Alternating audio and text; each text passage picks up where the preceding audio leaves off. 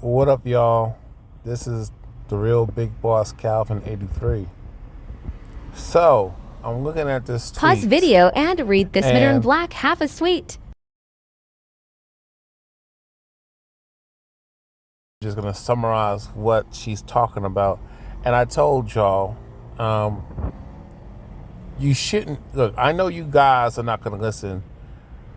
Many of these guys on here, on this app, on these apps, these so-called red pill guys that are not really red pill. A lot of y'all blue pill.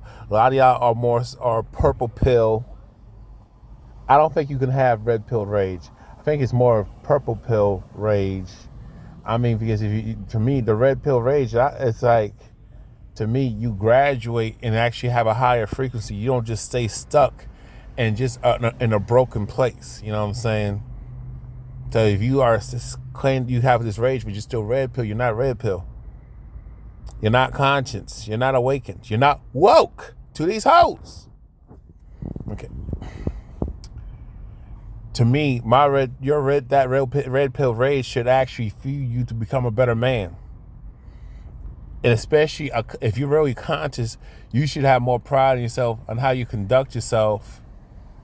Despite the poor examples of manhood out here, despite your own personal parents' issues, your mama issues that I think needs to be discussed more.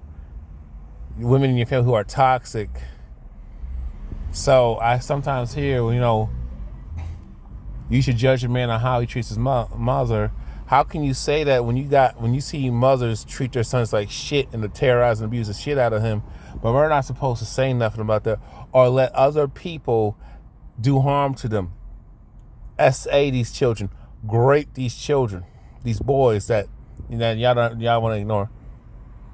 Okay, you really can't go by that when I can actually argue that you can judge a mother on how she treats her children, and it will dictate why these children are the way they are.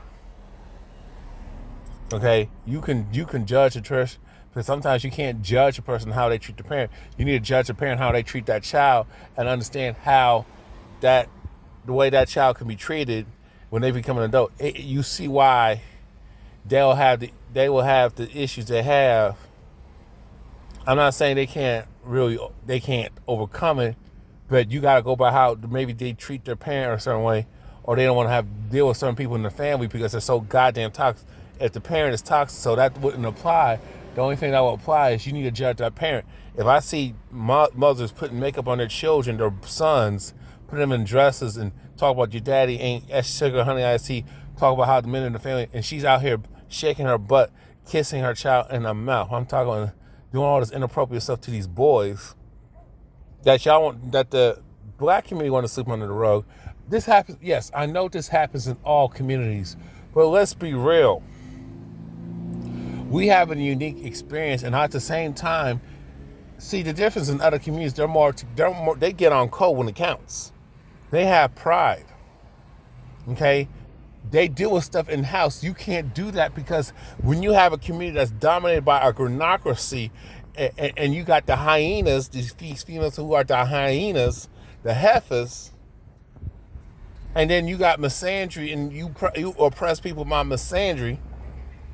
What the hell do you expect to happen? So you expect us to all overcome this shit? There are no answers to this shit, man. When it comes to being revolutionary, you got to deal with your own personal issues, which is a revolutionary act. Let me touch on what's this. Let me be nice. This female with the big old influence, this female public figure said. You know, she says, I remember y'all when dating used to be fun. Let me stop right there. See, I can't really read it, obviously. I would use the screen record and all that stuff. But the reason why I'm doing it like this so you can actually see it, because sometimes I gotta move my the image of the recorder, screen recorder. So I want you to just read it for yourself. Remember when dating used to be fun? And I will stop right there. Fun for who? It was never fun for men. A lot of guys would just go along with it because they just wanted to just be in your orbit, be around you. And real talk, a lot of these guys just wanted to sleep with you. It was a lot of men. It was never fun for men unless, I mean, well, how can you say dating was fun when you didn't have to pay? When a lot of you women never had to pay.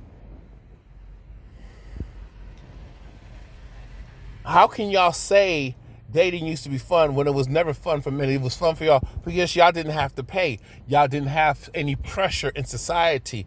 Pay for everything. Stick your neck out. Provide and all this protect. Y'all don't provide nothing but problems. Then she goes on to say, well, picking off how she says she claims that dating was fun. Basically, it was fun for these heifers. And then she goes on to say, and I'm summarizing that, we didn't see people as the enemy. So are you saying men didn't see? So what you're saying, because men see most women as the enemy due to anti-black misandry, due to misandry and gynocracy across the board, now you're saying, you're making it seem like, oh, both people have problems. It seems like you're trying to pass on joint accountability, but I would argue, where's the accountability on women, or where they just are all at fault without no joint accountability? Where's the problem that women are? I'm not saying, now I'm not accusing her. She does call it out, but I think sometimes a lot of these females are a lot of times disingenuous because women don't care about these men. Why do these women? Because Erica Lachey, no disrespect, where's your husband? You're in your mid-30s. As fine as she is. But again, it proves my point that she's looking for a certain type of man. Look, I'm not attacking her on that. I'm not slamming her. But to me, she got a high expectation. She's no different than these modern females. Y'all need to understand that. That's just how she feels like, because I'm in a certain tax bracket. Like, that's the problem with this money over everything. Now, she had a father, okay, but my thing is, if you respected your father, don't you think that you would actually,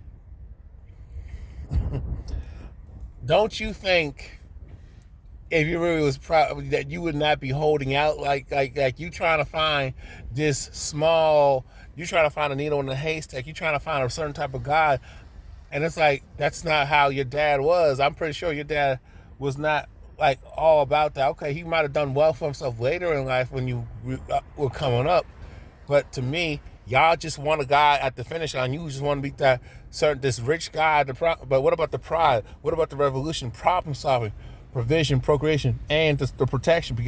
But I would argue that y'all have an obligation to provide. And we're not talking about sex. Okay, the reason why you're saying that, well, you're saying is like, well, we don't see each other as the enemy. Well, here's the thing: you are the way we have became the enemies. Okay, a lot of you women are the enemy. Y'all can say, well, you men are the enemy. No, because y'all choose a certain type of males. Y'all pick guys that ain't about sugar, honey, iced tea. Y'all choose guys on some superficial fairy tale reason. And I'm not saying men are not guilty of this myself, so don't get it wrong. Don't get it twisted. But to me, that's how the enemy comes about. Now that the fact that women have to put in and contribute and do more, and now you see a lot of guys are not playing. So it's like it's a sneak diss. Basically, she's trying to hint